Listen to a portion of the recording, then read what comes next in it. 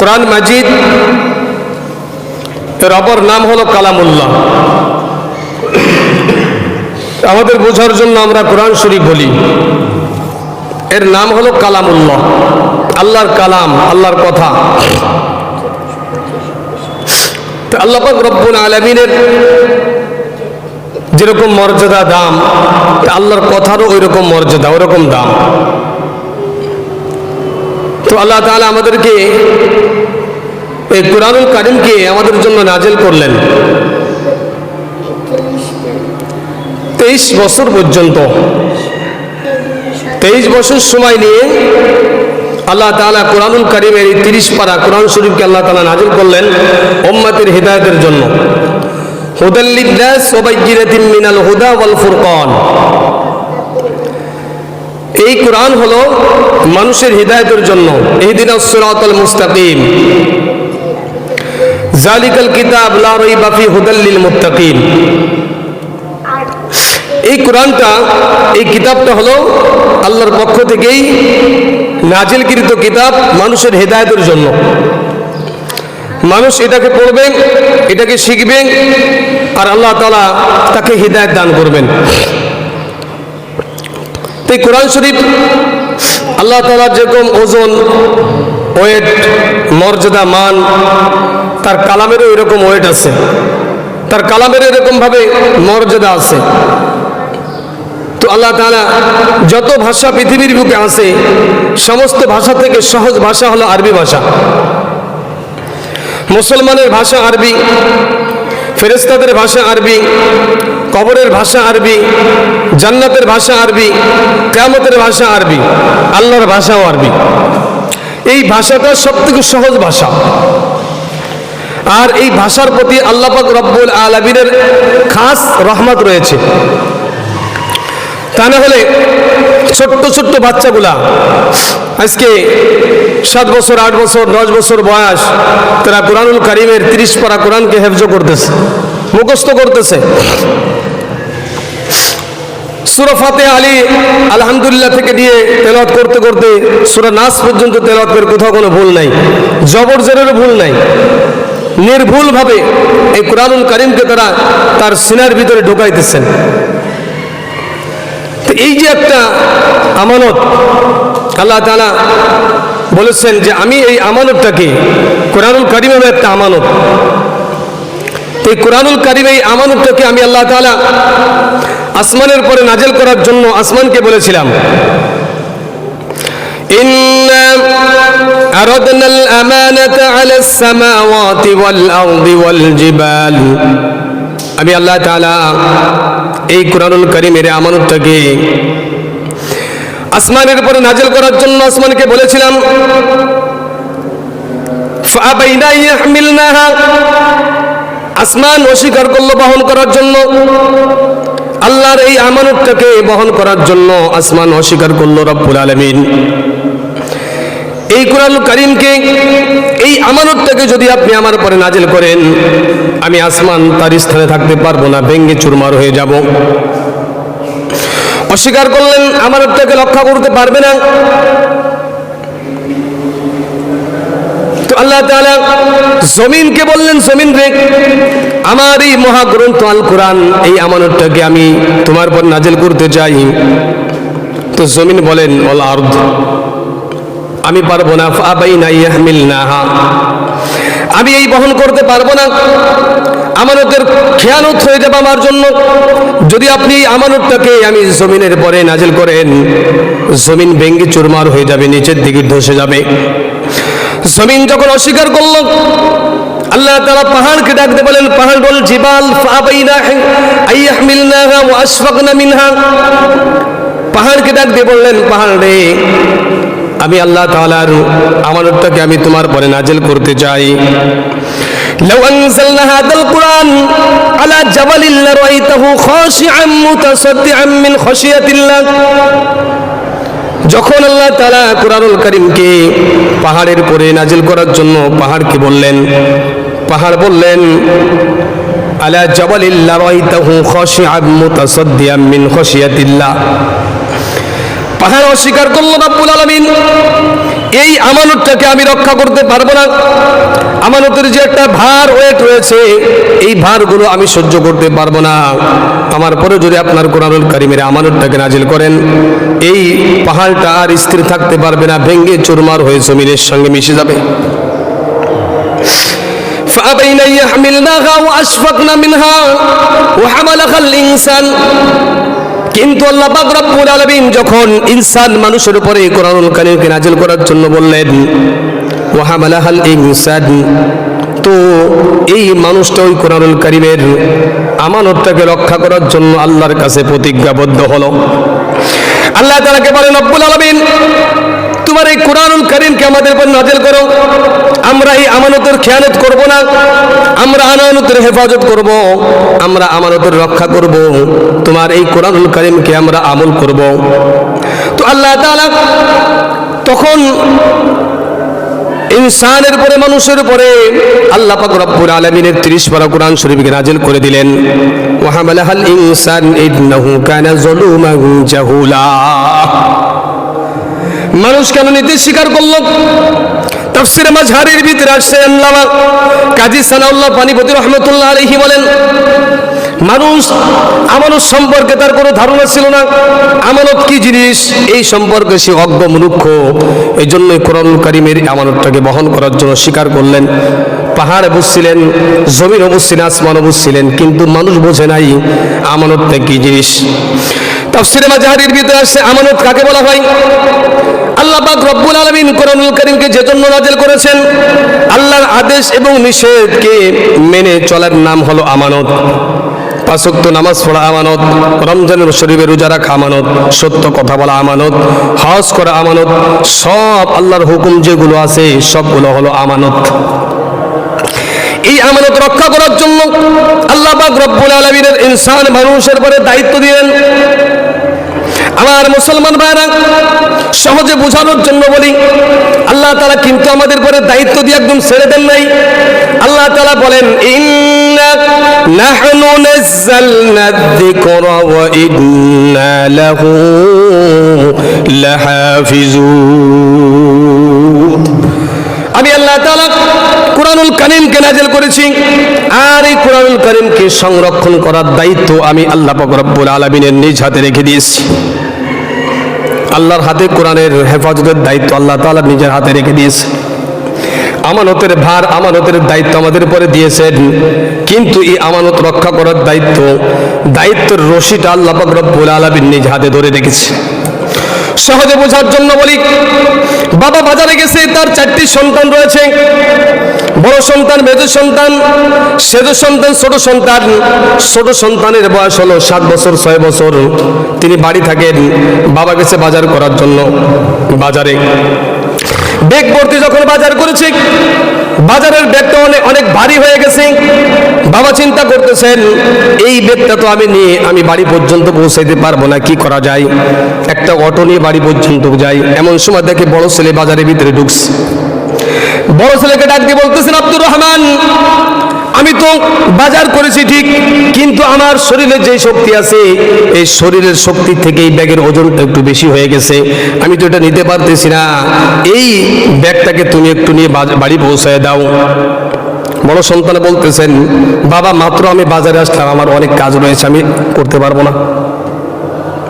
কিছুদিন অগ্রসর হলেন, যে দেখে 2 নম্বর ছেলে বাজারের ভিতরে ঢুকতেছে মোটরসাইকেল নিয়ে। এবার বাবা 2 নম্বর ছেলেকে বলতেছেন, তুমি তো গাড়ি নিয়ে আসছো, মোটরসাইকেলের পিছনে এই বাজারের ব্যাগটা নিয়ে তুমি বাড়ি একটু অল্প সময়ের ভিতরে চলে যাই বা বাড়ি পৌঁছাই দিয়ে আসো। ছেলে বলতেছেন, বাবারে, আমি মাত্র এই গাড়িটাকে পরিষ্কার পরিচ্ছন্ন করে আমি এখানে আসছি, তোমার এই মাছের বাজার নিয়ে আমি আমার গাড়িটাকে নোংরা করতে চাই না, আমিও নিতে পারবো না। 2 নম্বর ছেলে চলে গেলেন। কিছুক্ষণ পরে দেখে 3 নম্বর ছেলে পড়ালেখা কোনো কিছু করে না, কাজকর্ম কোনো কিছু করে না, বাপের হোটেলে খায়। বন্ধু বান্ধবদের নিয়ে ঘুরতে ঘুরতে বাজারের ভিতরে প্রবেশ করলেন। বাবা ডাক দিয়ে বলতেছেন, বাবারে, তোর তো কোনো কাজ নাই, ব্যাগটা নিয়ে একটু বাড়ি যা।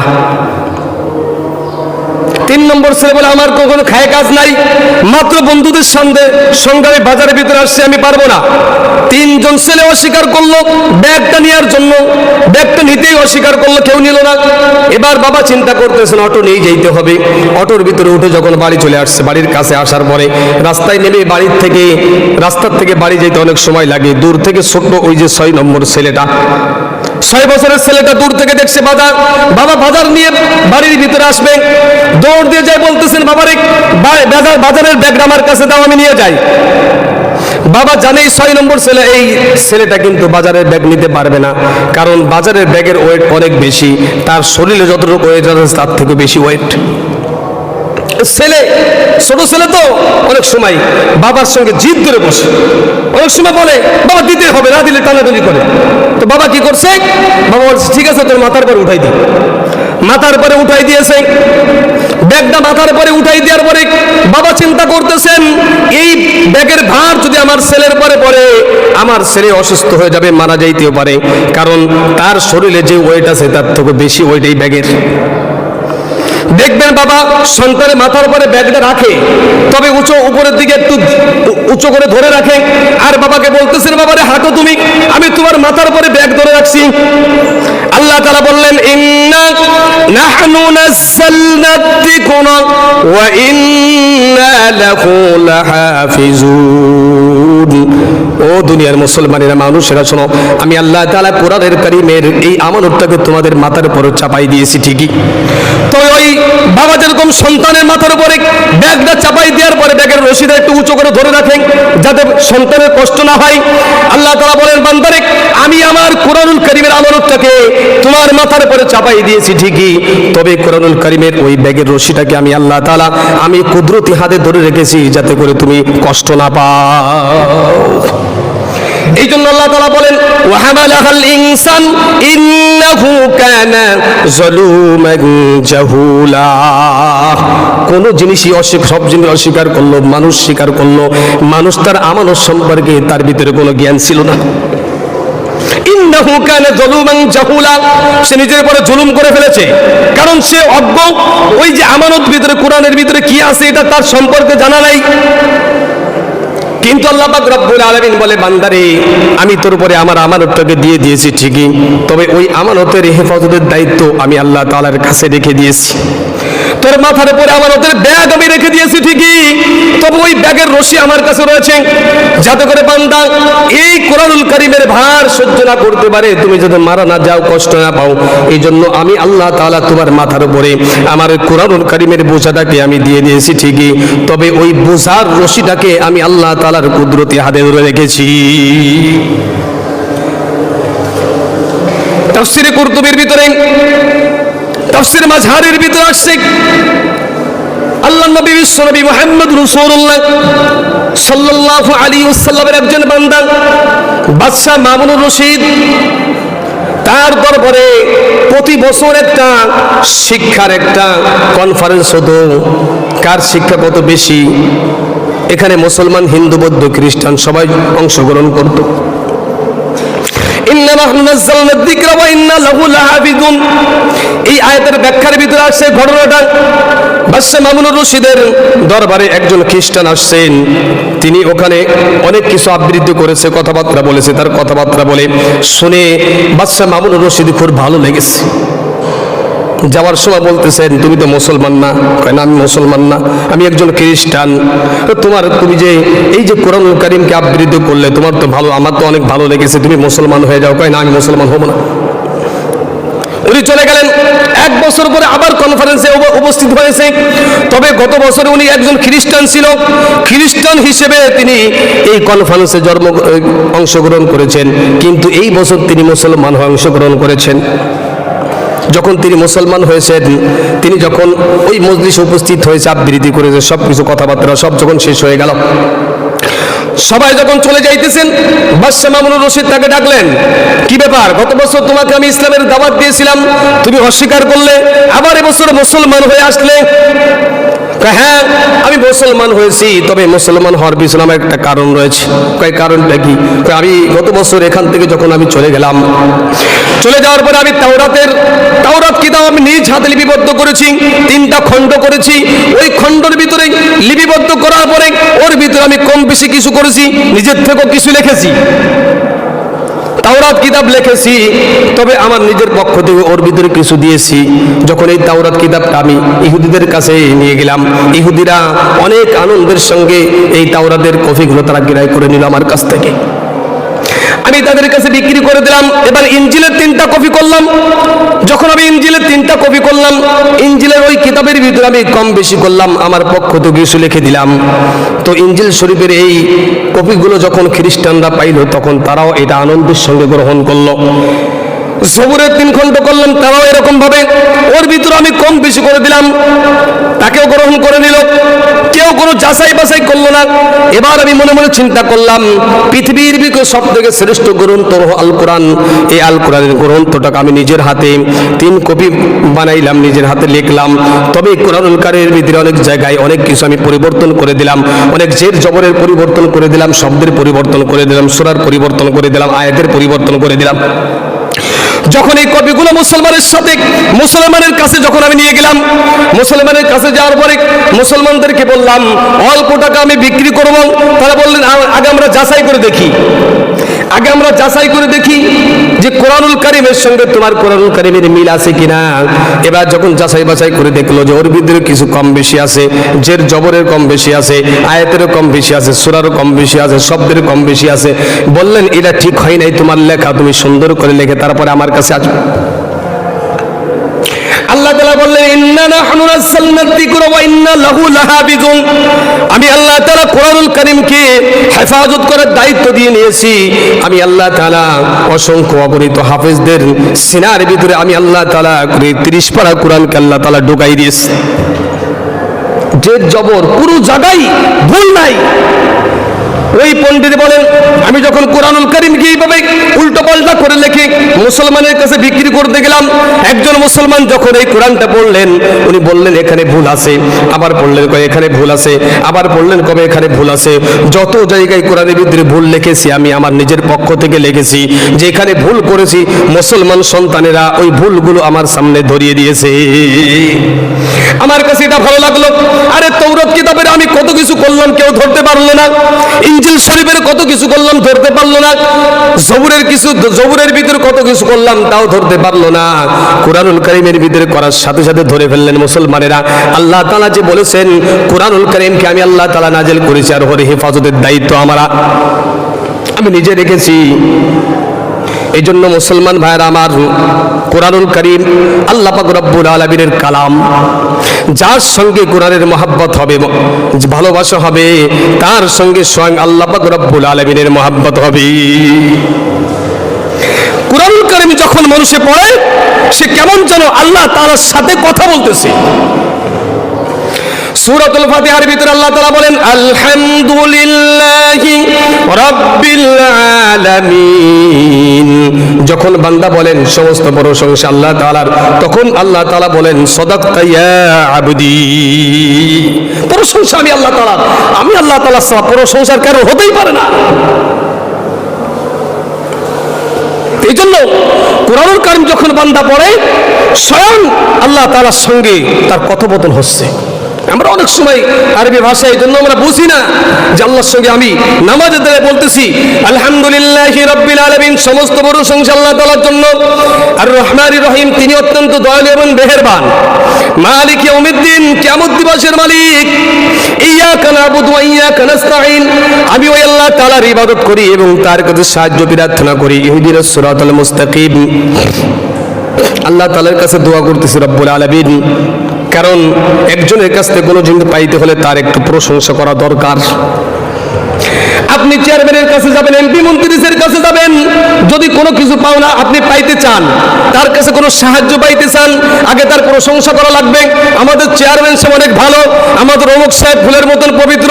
যদি প্রশংসা না করেন, আপনি যদি তার নিন্দা করেন এবং তার কাছে কোনো আবদার করেন, আপনি তো পাইবেনই না, বরং আপনাকে বকা দিয়ে তার কাছ থেকে সরাই দিবে। আর যখন আপনি তার প্রশংসা করবেন, দলের লোক হোক বা না হোক, যখন প্রশংসা করবেন তখন তার কাছ থেকে কিছু পাওয়ার আশা করা যায়। এই জন্য সূরা ফাতিহা এমন একটা জিনিস, আল্লাহ তাআলার কাছে আমরা আগে প্রশংসা করতেছি আল্লাহর, আলহামদুলিল্লাহি রাব্বিল আলামিন, রব্বুল আলামিন সব প্রশংসা তোমার, অন্য কোনো কারোর উপর কোনো প্রশংসা নাই। আর রহমানির রহিম, তুমি হলেন অত্যন্ত দয়ালু এবং মেহেরবানি, মালিক ইয়াউমিদ্দিন, কিয়ামত দিবসের মালিক। আল্লাহর প্রশংসা করলাম। এবার আল্লাহ তাআলার কাছে আমার যে চাওয়াটা পাওয়াটা, এটা আমি আল্লাহ তাআলার কাছে বলতেছি, ইহদিনাস সিরাতাল মুস্তাকিম। এটা আমার চাওয়া আল্লাহ তাআলার কাছে, এটাই আমার চাওয়া। আগে বলছি সমস্ত প্রশংসা আল্লাহ তাআলার, আপনি অত্যন্ত দয়ালু এবং মেহেরবান, কিয়ামত দিবসের মালিক। আমরা তোমারই ইবাদত করি এবং তোমার কাছে সাহায্য চাই, অন্য কারোর কাছে না। দল আমি একটাই করি, সেটা হলো আমি আল্লাহর দল করি। আল্লাহ, আমি অন্য কোনো দল করি না। অনেক সময় বলি না আমরা, এক দলের তো অন্য দলে যাওয়ার পরে আমরা আরে ওর সঙ্গে মিলছিলাম তো শুধু পিঠ বাঁচানোর জন্য, আমি তো তোদের সাথেই আছি।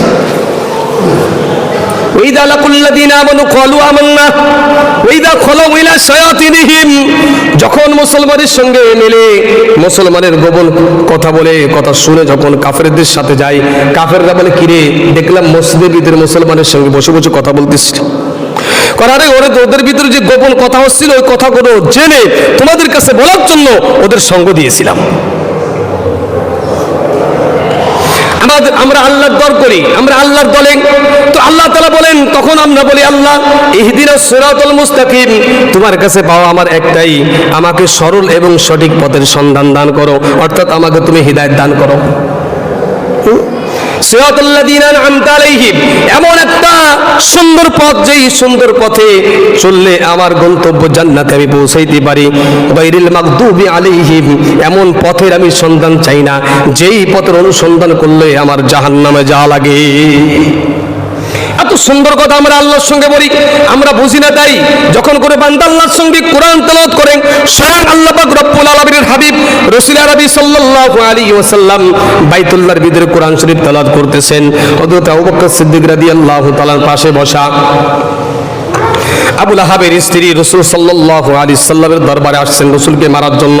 দুই হাতে দুইটা বড় একটা পাথরের টুকরা নিয়ে আসছেন মুহাম্মদকে মারার জন্য, কারণ তার বিরুদ্ধে, তার বংশের বিরুদ্ধে, তার পরিবারের বিরুদ্ধে আল্লাহ পাক রব্বুল আলামিন কোরআনের আয়াত নাজিল করেছে, তাব্বাত ইয়াদা আবি লাহাবি ওয়া তাব।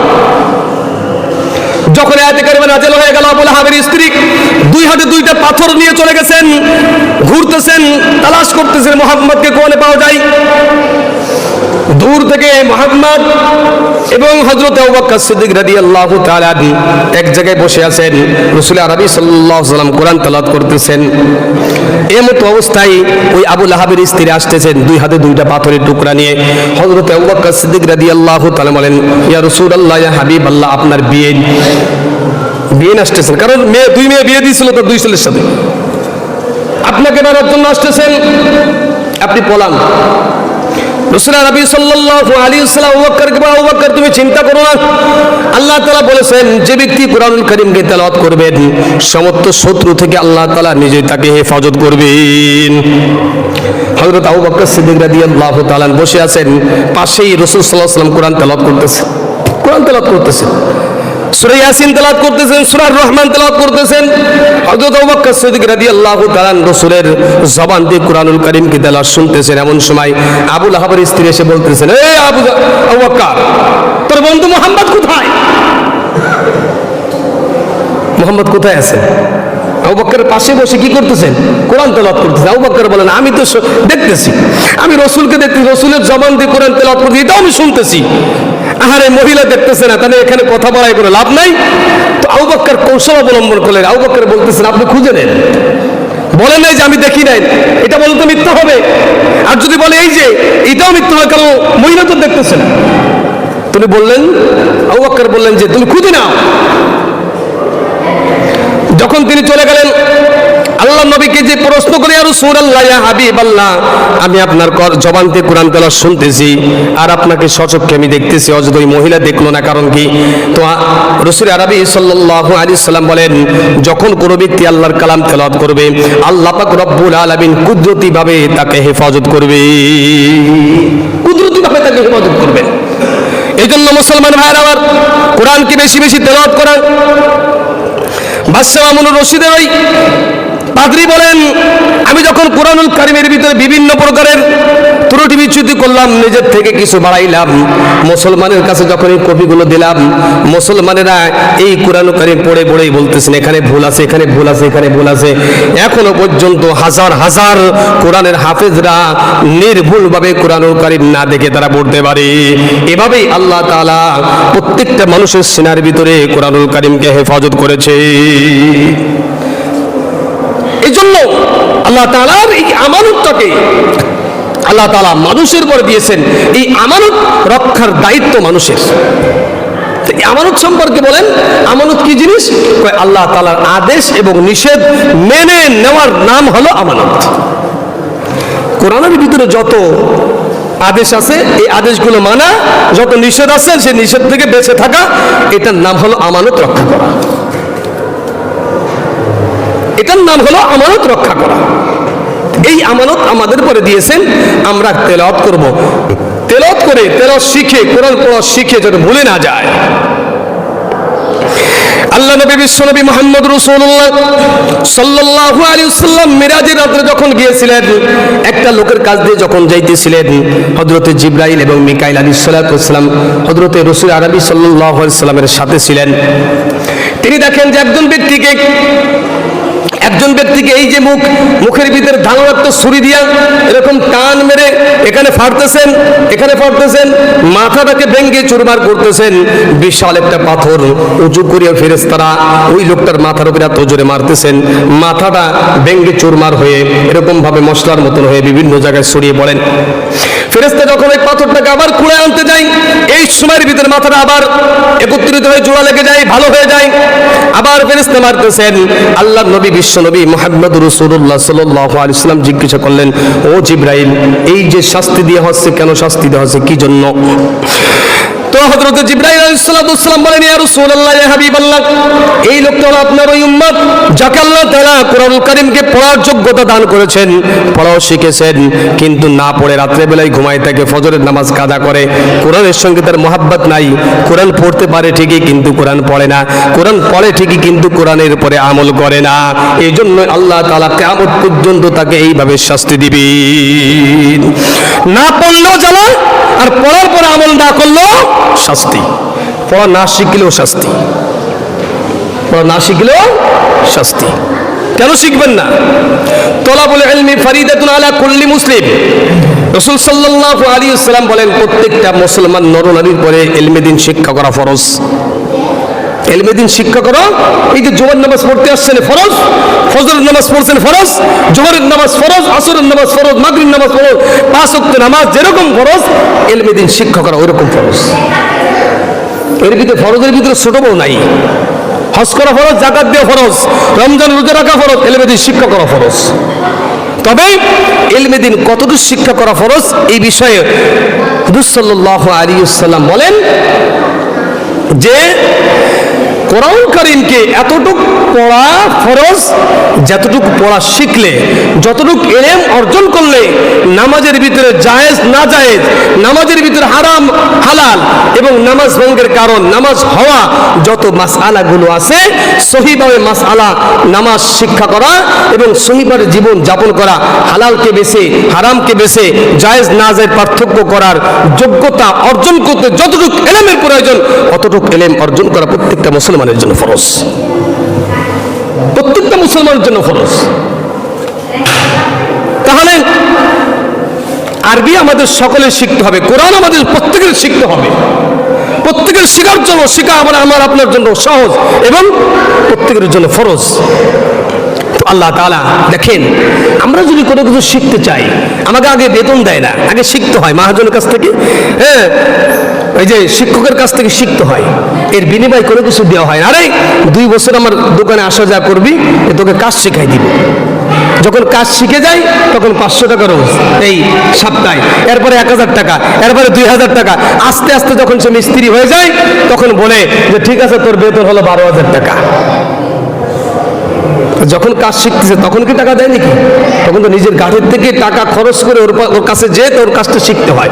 অথচ আল্লাহ পাক রব্বুল আলামিন বলেন, কোন ব্যক্তি যদি কোরআনকে শেখার জন্য কোরআনের কাছে এসে আউযু বিল্লাহি মিনাশ শাইতানির রাজিম বিসমিল্লাহির রহমানির রহিম পর্যন্ত পড়ে, আল্লাহ তাআলা তার আমল নামায় 300 নেকি তার আমল নামায় দান করে দিবেন।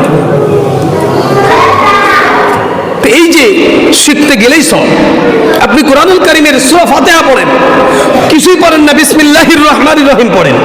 একবার বিসমিল্লাহির রহমানির রহিম যদি কোনো ব্যক্তি পড়ে, তাহলে আল্লাহ তাআলা তার আমল নামায় 190টি নেকি আল্লাহ তাআলা তার আমল নামায় দান করবেন।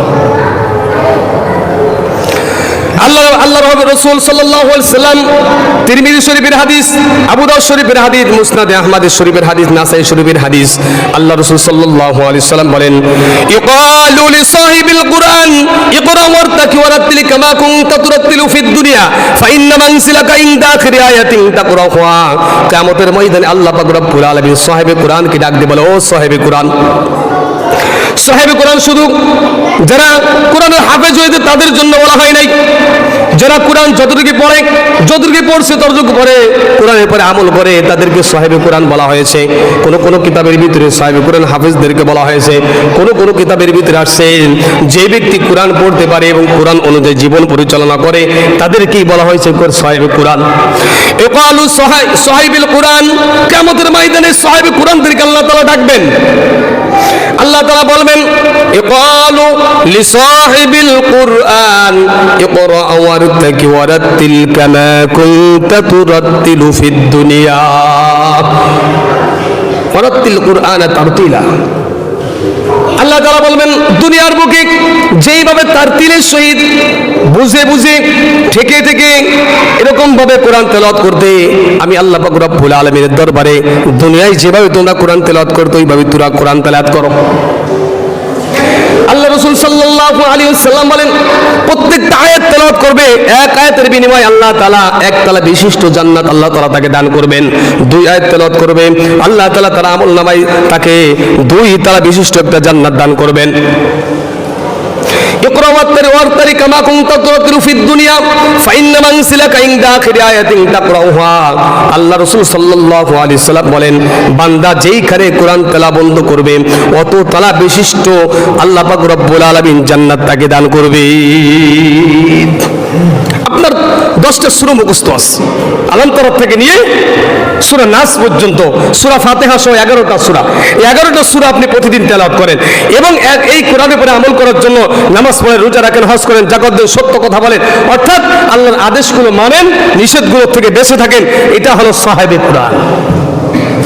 আপনি এই 11টা সূরার ভিতরে যে কয়টা আয়াত আছে, এই কয়টা আয়াত বিশিষ্ট জান্নাত আল্লাহ তাআলা কিয়ামতের ময়দানে আপনাকে দান করবেন। এক একটা জান্নাত মসজিদের সমতুল্য হবে না, এক একটা জান্নাত এই আরাকুলের সমতুল্য হবে না, এক একটা জান্নাত বাংলাদেশের সমতুল্য হবে না। রাসূল আরবি সাল্লাল্লাহু আলাইহি ওয়াসাল্লাম বলেন, সর্বশেষ যেই ব্যক্তিকে আল্লাহ তাআলা জাহান্নামের আগুন ভক্ষণ করে জাহান্নামের শাস্তি দিয়ে সর্বশেষ যেই লোকটাকে জাহান্নাম থেকে মুক্ত করে জান্নাত দান করবেন, ওই লোকটাকেও আল্লাহ পাক রব্বুল আলামিন সর্বনিম্ন এই দুনিয়ার মতন 10 দুনিয়ার জান্নাত আল্লাহ তাআলা তাকে দান করবে। জান্নাতের কাজগুলো সবথেকে সহজ, জান্নাতের কাজ করতে ভয় নাই। জাহান্নামের যত কাজগুলো আপনি দেখতেছেন সব কাজগুলো কঠিন থেকে কঠিন, আর এই কাজগুলো করতে গেলে দেহের ভিতরে, অন্তরের ভিতরে ভয় সৃষ্টি হয়। না জানি মানুষ দেখে ফেলে, চুরি করতে গেলে মানুষ যদি দেখে ফেলে কতবার যে আল্লাহকে ডাকে, এটা তার শেষ নাই। অথচ ওই কয়বার যদি ওর থেকে যদি অল্প সংখ্যক বার ও যদি মসজিদে এসে নামাজ পড়ে আল্লাহকে ডাকতো, আল্লাহ তাআলা তার ডাকে সাড়া দিত। যত খারাপ কাজ আছে, ঘুষ নিতে আছে, তখনও তোর দেহের ভিতরে, মনের ভিতরে ভয়। যত গুনার কাজ আছে, গুনার কাজ করতে গেলে ভয় লাগে, কিন্তু যত নেকির কাজ আছে, কোনো নেকির কাজে কোনো ভয় নাই। বরঞ্চ এই নেকির কাজ করলে আপনি করবেন, আর একজন মানুষ আপনাকে উৎসাহ দিবে, আর একজন আপনাকে ভালো বলবে। অথচ আমরা সেই ভালো কাজের দিকে না যেয়ে আমরা কি গুনার কাজের দিকে যাইতেছি। এই জন্য মুসলমান ভাইরা, ওদিনকে একজন বাংলাদেশের বড় মানের একজন আলেম তিনি বললেন, তার কাছে একজন মেয়ের বাপ যে বলতেছেন, হুজুর একটু দোয়া করেন যে আমার মেয়ের জন্য একটা ভালো পাত্র পাই। তো হুজুর বলতেছেন যে আমি তাকে জবাব দিলাম, আপনি ফজরের নামাজে যাইবেন, ফজরের নামাজে যে ভালো ছেলে খুঁজবেন মসজিদের কাতারে। এই শীতে